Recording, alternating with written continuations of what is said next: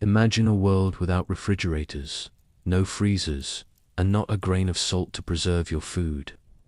Now imagine you're responsible for feeding a castle through a brutal winter. Meat rots fast, yet somehow medieval cooks defied decay using methods nearly forgotten today.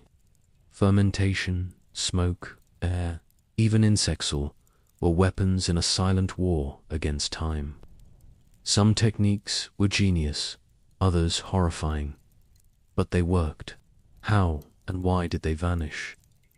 Let's unlock the secrets of how medieval kitchens preserved meat without salt. In the medieval world, salt was more than a seasoning. It was a commodity that shaped empires, fed armies, and determined who lived through winter. Yet, for much of Europe's population, access to salt was never guaranteed. It was expensive, often imported, and tightly controlled by rulers, merchants, or local guilds. The reasons were geographical and economic. Inland regions far from coastal salt pans or natural brine springs relied on long, hazardous trade routes to obtain it.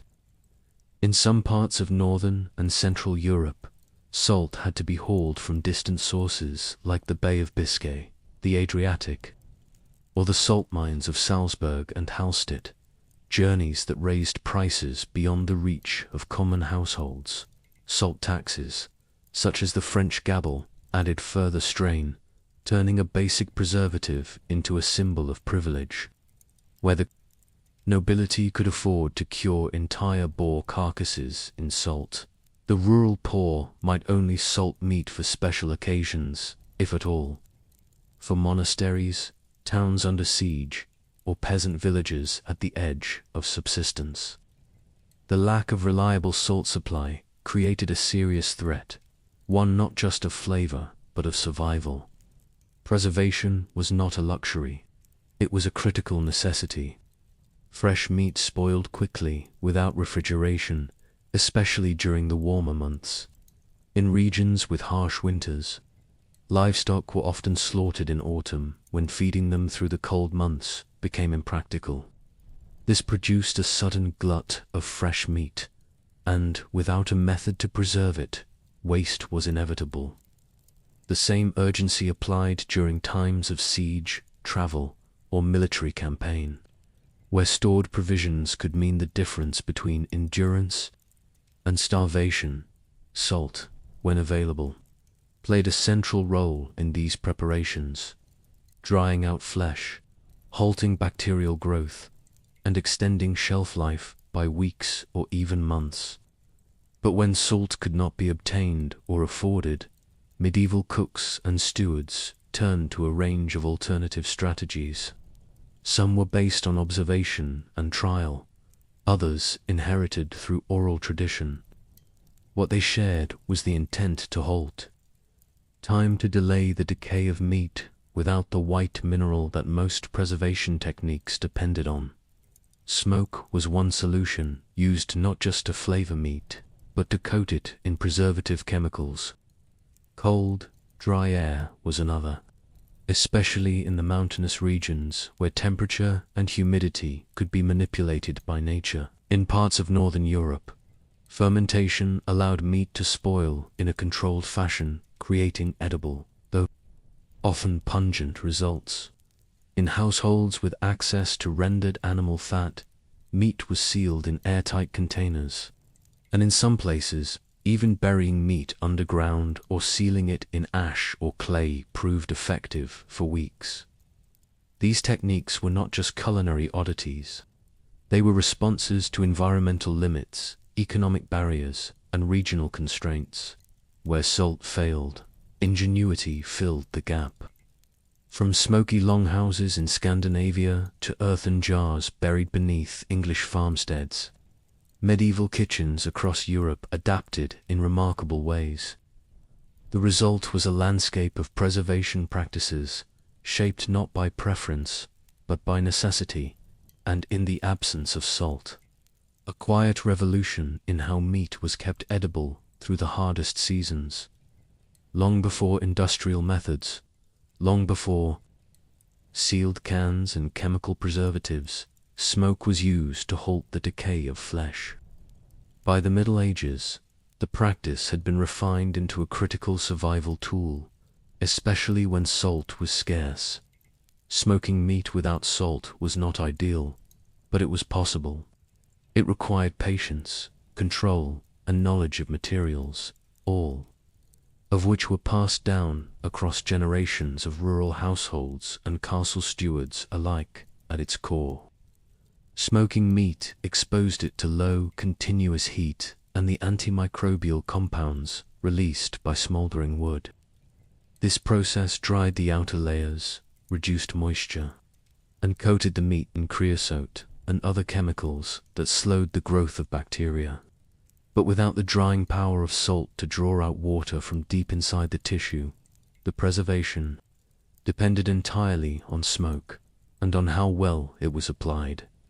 Smokehouses were a fixture across much of medieval Europe. In peasant villages, they were often simple huts built from stone or timber, vented only enough to let excess smoke escape while maintaining thick, swirling clouds inside. In castles and manor estates, larger smokehouses were integrated into the kitchen complexes or built as separate outbuildings. These chambers were often dark, damp, and filled with hanging carcasses or slabs of meat suspended from wooden rafters. Control over the smoke source was essential. Green wood was avoided, as it produced bitter, unstable smoke. Instead, hardwoods like oak, beech, and alder were favored for their steady burn and desirable aroma.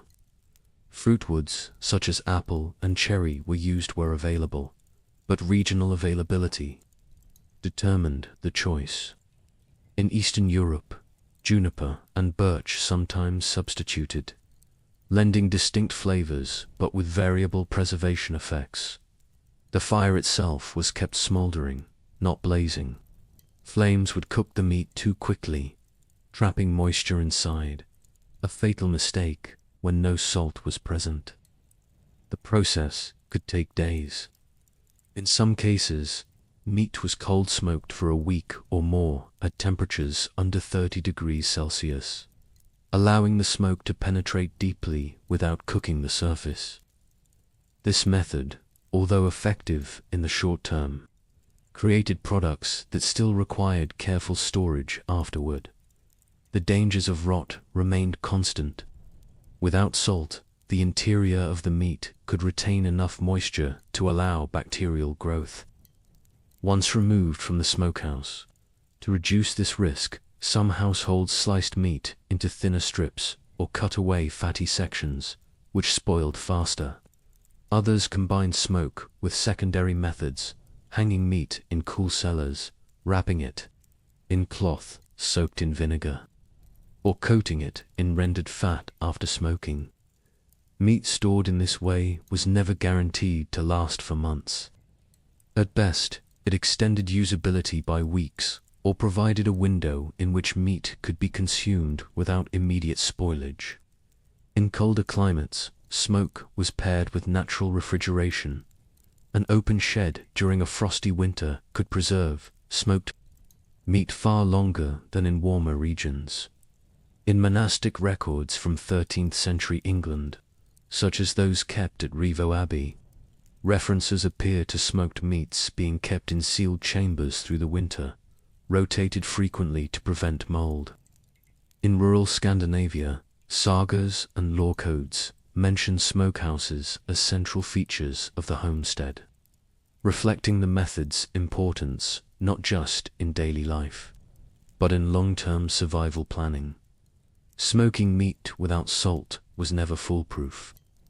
But when salt was beyond reach, it was one of the few lines of defense left between abundance and rot.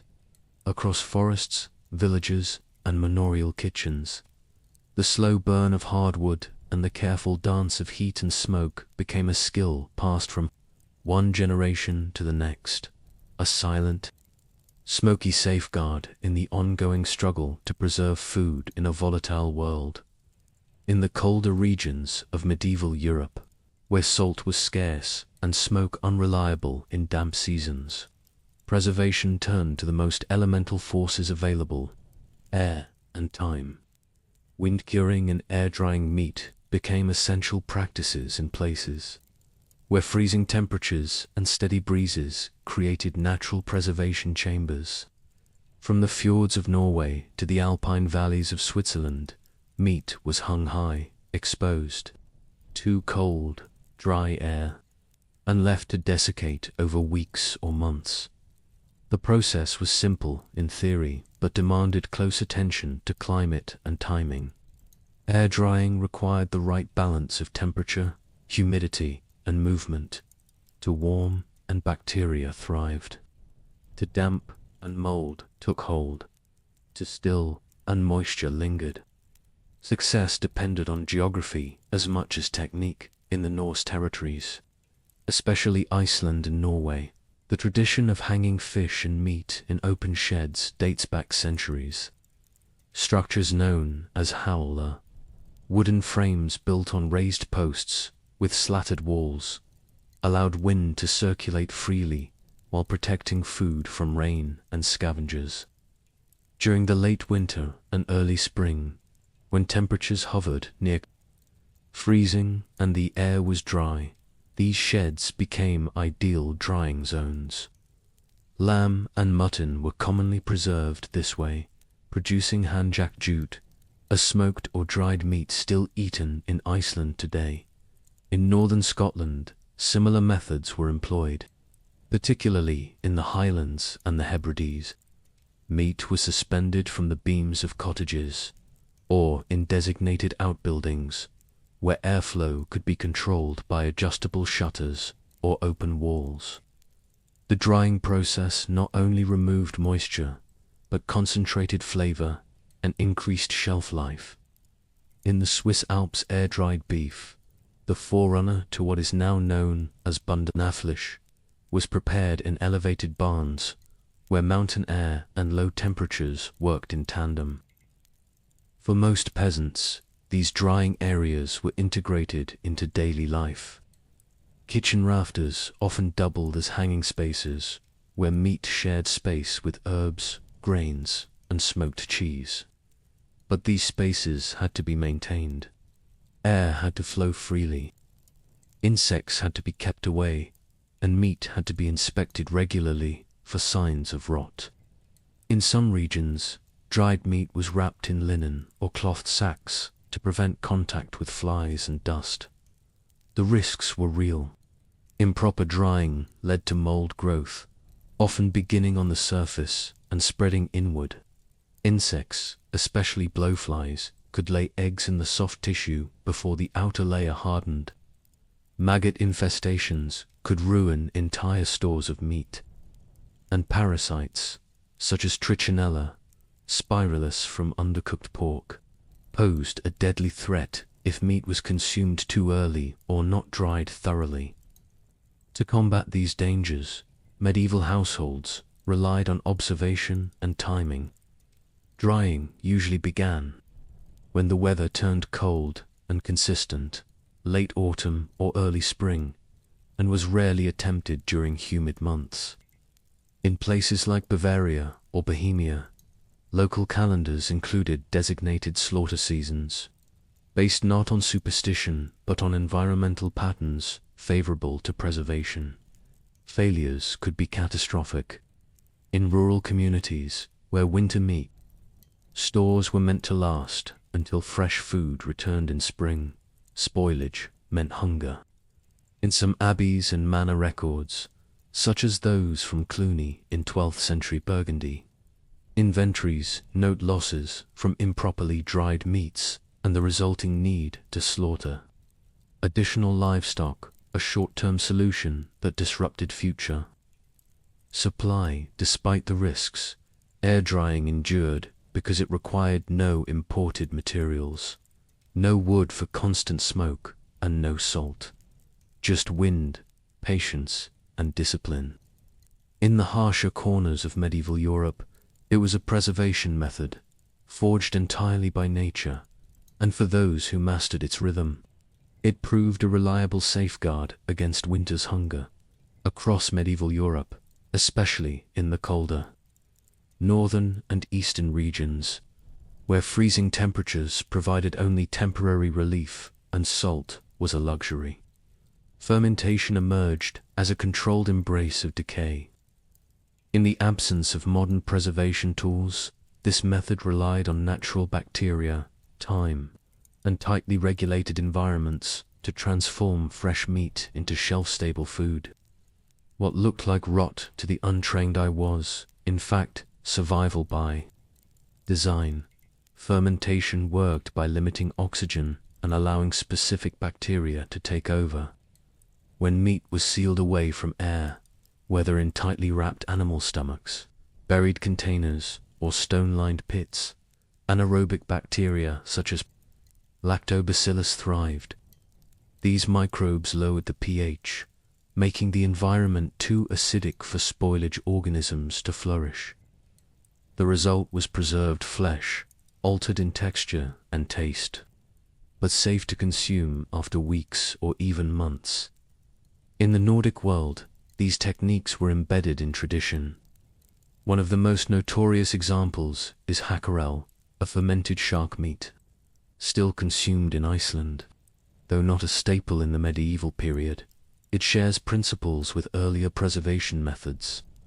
Greenlandic Norse settlers, facing harsh winters and unpredictable food sources, developed fermentation pits to preserve seabirds, fish, and even large animal carcasses. Meat was buried, weighed down with stones, and left for weeks underground. By the time it was unearthed, it had softened, soured, and become edible, not by appearance, but by necessity. In Finland and parts of Karelia, a traditional method called liipakala evolved, although later associated with fish cured in lye.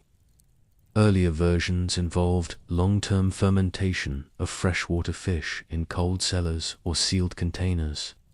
Similarly, in Russia and eastern Poland, slabs of meat or sausage were stored in clay crocks, submerged in layers of animal fat or grain mash. This not only excluded air, but allowed bacteria already present in the meat to ferment it slowly. These meats were often boiled before eating, reducing risk and softening strong odors. Fermented meat was never uniform in taste or reputation. In wealthier homes and noble courts, the preference leaned toward salted, dried, or smoked meats. Fermented preparations were rarely recorded in cookbooks from elite kitchens, suggesting they were seen as either rustic or undesirable. But among peasant populations, especially in isolated villages or regions cut off during winter, these foods became crucial. Monastic records from northern German abbeys mention fermented hams kept in stone cellars, while Icelandic sagas occasionally describe sour-smelling meat stores, hinting at normalized use of fermentation. Where fermentation succeeded, it provided long-lasting nutrition with minimal resources, but failure was dangerous. If the fermentation turned toward putrefaction, caused by the wrong microbial balance or too much air exposure, the result could be toxic. Clostridium bacteria, responsible for botulism, thrived under similar conditions if mishandled. There are no detailed medical accounts from the period linking deaths directly to fermented meat, but folk warnings, seasonal stomach illnesses, and references in sermons against foul foods suggest the risks were known. Despite this, fermented meat persisted, especially where isolation and climate made other methods impracticable. It required neither wood nor salt, only cool temperatures, secure storage, and patience. For those without access to trade routes or surplus livestock, fermentation wasn't a preference. It was a calculated gamble, rooted in generations of practice that turned decay into sustenance. In some cases, the The results became enduring cultural foods. In others, they were simply a means to survive another winter. In a world without refrigeration, oxygen was the enemy of preservation. When air reached cooked meat, bacterial growth followed, quickly turning sustenance into a source of illness. But in parts of medieval Europe, cooks and stewards discovered that food trended, cooled, and properly applied could act as a physical seal against decay. By submerging meat beneath a thick layer of congealed animal fat, they created an anaerobic, the barrier that locked out air and microbes, extending the shelf life of meat by weeks or months. This practice evolved into what became known as potting. After cooking meat, usually by boiling, roasting, or slow steaming, it was packed into ceramic jars or stone crocks. These containers were then filled with hot, liquefied fat, typically pork lard, beef tallow, or goose fat. Once cooled, the fat solidified into a dense cap, preserving the meat beneath. As long as the seal remained unbroken and the pot was stored in a cool place, the contents remained edible far beyond what would otherwise be possible. The method appeared in various regions across Europe. In England, potted meats became common in the kitchens of both rural homes and manorial estates. Late medieval culinary manuscripts, such as the Form of Cury, compiled in the 14th century under the guidance of King Richard II's cooks, include descriptions of meat preparations involving storage in grease or clarified butter. Though initially a practice of necessity, by the later Middle Ages, potting also took on culinary significance, adding flavor, texture, and variety to preserved foods. In France, particularly in the southwest regions, such as Gascony, a parallel method developed that would later be known as confit. The technique began with slowly cooking duck, goose, or pork in its own rendered fat at low temperatures. Once tender, the meat was transferred to stoneware and submerged under more fat, then stored in cool cellars. Early mentions of such practices date back at least to the 14th century, especially in regions where seasonal preservation was essential for survival. Fat preserved meat in two ways, physically and chemically. It sealed the surface from oxygen and also limited bacterial access to the cooked flesh. The cooking process itself reduced the water content of the meat, which further delayed spoilage. In households that raised livestock only to slaughter it during the autumn cull, this method allowed meat to last deep into winter without salting or smoking. But the method was not without challenges. The fat had to be rendered carefully. Impurities could introduce bacteria, and spoilage could occur if moisture remained. Storage conditions mattered. Inconsistent temperatures or broken seals turned the protective fat into a breeding ground for contamination. Still, when done properly, potted and confited meats became one of the most reliable methods of meat preservation in salt-scarce environments. By the late Middle Ages, these techniques were deeply integrated into regional food cultures. In some areas, potted game or confited pork became markers of seasonal abundance. In others, they remained a practical answer to a harsh reality. Beyond their culinary legacy, these methods were, above all, an innovation of survival, using what was available to shield against scarcity, spoilage, and the uncertain months ahead, when salt was unaffordable and smoke or fat unavailable. Medieval households turned to the resources closest at hand: soil, fire, and the plants around them. Preservation in these conditions was neither elegant nor guaranteed, but necessity drove innovation. What emerged were methods that relied not on technology or imports, but on adapting to local environments with whatever could shield meat from spoilage, predators, and decay. Insects posed a constant threat. Without refrigeration or airtight storage, fresh meat left unattended for even a few hours could attract flies and lay the groundwork for infestation. One common defense was the use of ashes. Wood ash, a byproduct of every hearth and oven, was scattered over or packed around meat to create a physical and chemical barrier. Rich in alkaline compounds, ashes deterred insects and slowed bacterial growth. In some regions of Eastern Europe and the Balkans, meat was hung above or stored directly in cooled ash pits for short-term protection. This method, though crude, proved effective when no better options were available. Herbs also played a role in insect deterrence. Strongly aromatic plants such as sage, rosemary, thyme, and wormwood were bundled and hung near meat or crushed and scattered across storage. Areas in England and parts of France, dried lavender and bay leaves were used in larders and storage jars to repel pests. These herbs had mild antimicrobial properties, but their primary function was olfactory, to drive away flies and mask the scent of exposed meat. Burial preservation was a more ambitious method. In northern climates, where the ground remained cool, throughout the year, meat was wrapped and buried to extend its life. The soil insulated it from temperature fluctuations and blocked air exposure. In Scandinavia, meat was sometimes stored in lined pits during the late autumn slaughter, packed in straw or moss and covered in turf. In Iceland, this practice overlapped with fermentation. Lamb or fish was buried in shallow pits lined with birch, bark, or stone, left to age anaerobically through the winter months. Wrapping materials were equally important. Before linen and ceramic vessels became common, early medieval communities relied on what nature provided. Bark, especially from birch and elm trees, served as a moisture-resistant wrapper.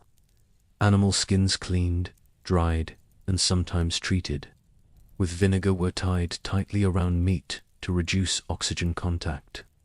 Moss, known for its antibacterial qualities, was used in alpine regions to line baskets or fill gaps in storage pits. These practices varied widely by region and season, and they demanded constant vigilance. Improper burial depth, contaminated wrapping, or failure to inspect for rot could spoil an entire supply. The fine line between preservation and waste was a daily reality. In some cases, records from rural monasteries in 13th century Austria describe meat stores ruined by improper burial during a warm winter, prompting emergency slaughtering of livestock that had been reserved for spring. These methods were not marks of technological backwardness, but of adaptation under constraint. For those living on the edge of food security, isolated hamlets, besieged settlements, or mountain homesteads, earth, herbs, and bark became tools of survival.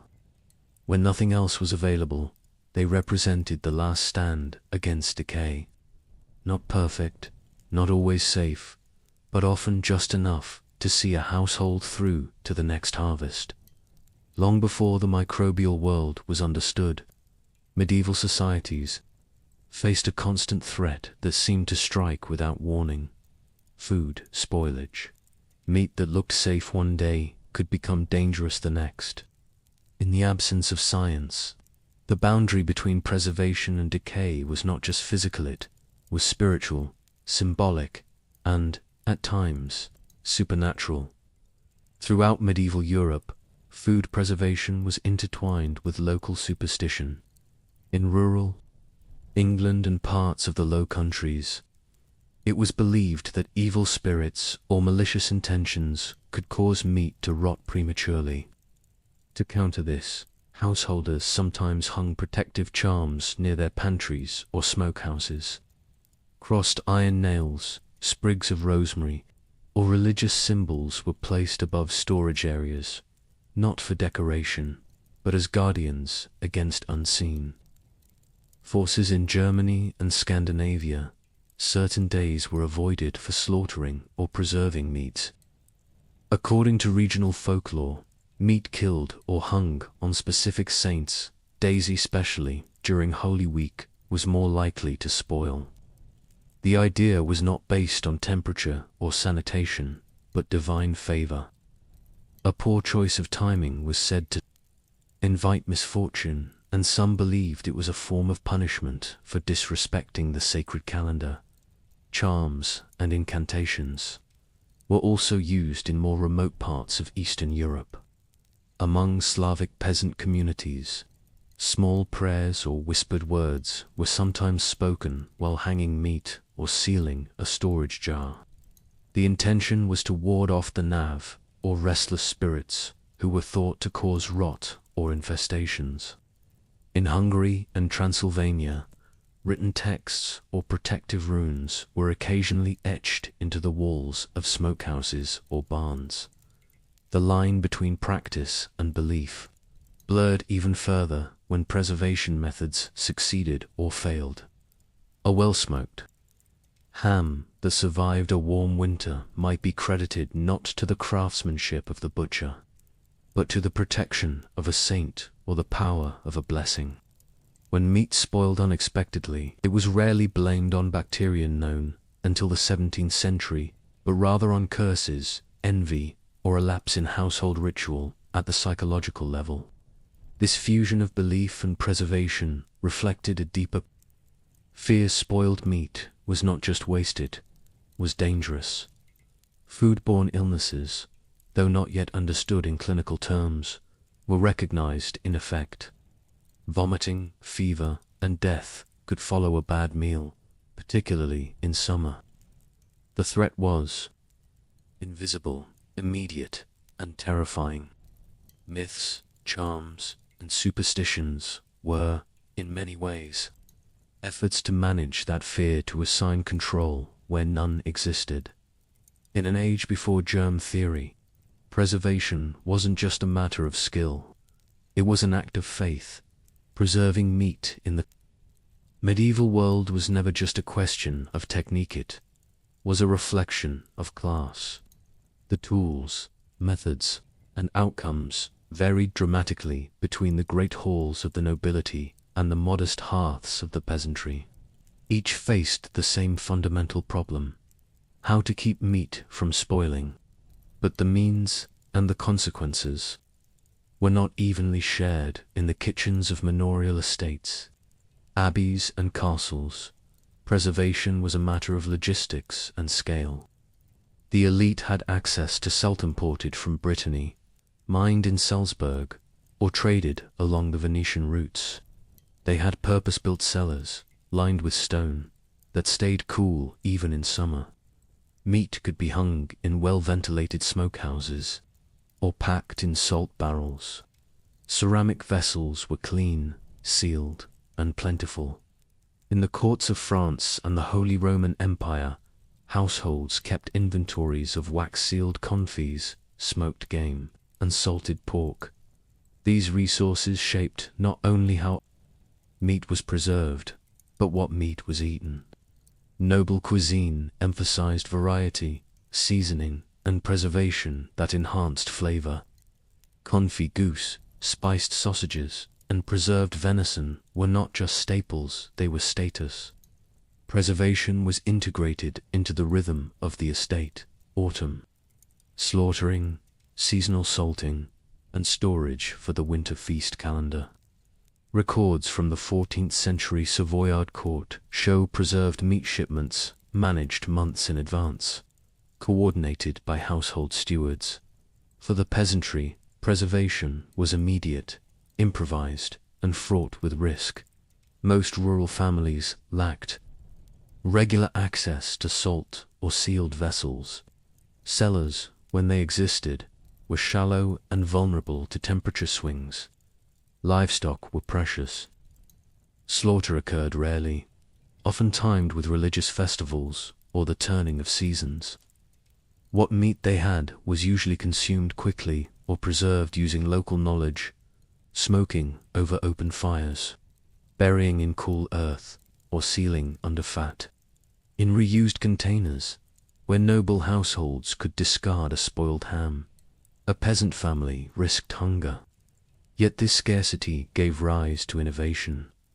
In parts of Scandinavia and the Baltics, peasant communities developed fermented meat techniques using cold cellars or burial pits.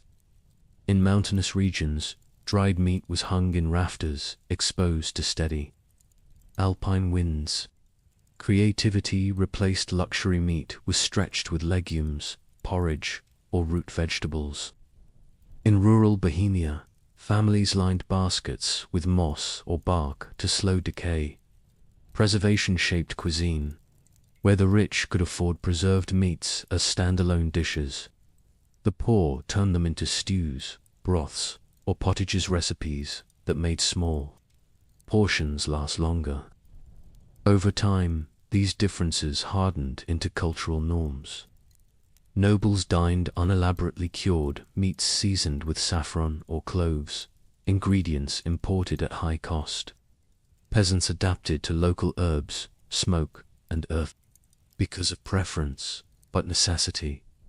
The divide was not just about taste, it was about survival. Preservation was a daily struggle for the lower classes and a logistical matter for the upper. In both, the methods used and the food that resulted became a reflection of hierarchy. Behind every smoked side of pork or buried haunch of lamb was a story of class, access, and the ingenuity required to live through the months when fresh meat was no longer an option. In medieval Europe, preservation was more than a kitchen task, it was central to survival, especially in the face of winter or war. Without stable food storage, entire communities could collapse under the weight of snow or siege. Whether in peasant cottages, monastic cellars, or castle strongholds, the question each autumn remained the same. Had enough been preserved to last through the long cold? By the 13th century, records from monasteries such as Cluny in Burgundy or Rievaulx in Yorkshire show systematic planning for winter stores. Slaughtering took place in late autumn when cooler temperatures slowed spoilage. Meat was salted, smoked, dried, or potted, then distributed to cellars or sealed jars.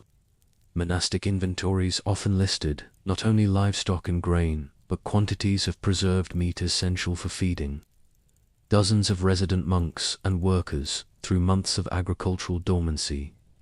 In castles, the calculus was different, but no less urgent. Lords had to plan not just for seasonal scarcity, but for the threat of siege. Fortified structures across Europe, from Chateau Galliard in Normandy to Crac des Chevaliers in Syria, were equipped with granaries, cisterns, and meat stores. Preserved food was part of the defensive architecture. Salted beef, dried fish, and smoked hams were stacked alongside weapon stockpiles. In 1266, during the siege of Kenilworth Castle in England, chroniclers noted a rapid depletion of food supplies. The failure to preserve and ration effectively contributed to surrender after 6 months. Military campaigns stretched the limits of preservation even further. Armies on the move carried dried meat or salted pork packed in barrels, heavy, cumbersome, but essential. The 14th century English army, during Edward III's campaigns in France, relied heavily on preserved rations transported by supply trains and river barges. When these lines were cut, starvation and disease followed. Failures in preservation were not rare and they had consequences. Spoiled stores during harsh winters led to famine. In the winter of 1315 to 1317, known across Europe as the Great Famine, unusually wet conditions and poor preservation contributed to widespread hunger. Contemporary accounts from Flanders and northern France describe salted meat rotting in barrels. forcing communities to slaughter draft animals or forage for roots and bark. Preservation wasn't a luxury. It was embedded into the survival strategies of households, monasteries, and states. Those who mastered it endured. Those who failed, whether through misjudgment or misfortune, faced hunger not as an abstract fear, but as a lived, brutal reality. Centuries after they were born out of necessity, many medieval meat preservation techniques remain in use, though often rebranded as tradition, craft, or cuisine. From rural households in Eastern Europe to artisanal kitchens in the global North, echoes of these survival methods endure long after the reasons for their invention have faded. Potted meats, once a matter of survival in homes without salt or ice, reappear today in gourmet terrines and rillettes. French confit, or pork slow-cooked and stored beneath its own fat retains. The same principles practiced in Gascon kitchens of the 14th century. In Scandinavian regions, fermented fish and buried meats still appear in seasonal festivals. Iceland's harkal, Greenland's fermented seal, or Sweden's surströmming preserve not just food, but cultural memory. Modern science, with its ability to track microbial growth and chemical shifts, has confirmed the underlying effectiveness of these methods. The creation of anaerobic environments, pH-lowering fermentation, fat-based oxygen seals, and the antimicrobial effects of smoke are all validated by laboratory data. What medieval cooks achieved through trial, observation, and inherited practice, science now explains in precise terms: lactobacillus strains preventing spoilage, nitrates in smoke deterring pathogens, fat barriers limiting oxygen-driven decay. Yet for centuries, this knowledge was pushed to the margins. With the advent of industrial refrigeration in the late 19th century, followed by the rise of chemical preservatives and global cold chains, traditional preservation was no longer a necessity. By the early 20th century, most of Europe and North America had shifted to centralized food systems. The knowledge of how to smoke meat without salt, or how to bury it beneath ash and moss, faded from common use. Now, in an era marked by interest in sustainability, food heritage, and artisanal production, those methods are resurfacing. Rural communities across the Balkans, Caucasus, and Alpine regions have maintained practices that are now being studied and, in some cases, revived. Slow food movements in Italy and France seek to preserve not just recipes, but the methods that made them possible. In academic circles, ethnographies, and food, historians are documenting the oral traditions that kept these skills alive. The kitchens of the medieval world operated without the assumptions of convenience. Every choice had waitrate or survival, hunger or security. Through necessity, they produced a range of preservation techniques that, while uneven and at times hazardous, revealed an ingenuity shaped by experience and circumstance. That legacy, once buried under modernity, is slowly returning not as nostalgia, but as a reminder of how humans, across time, adapted to endure.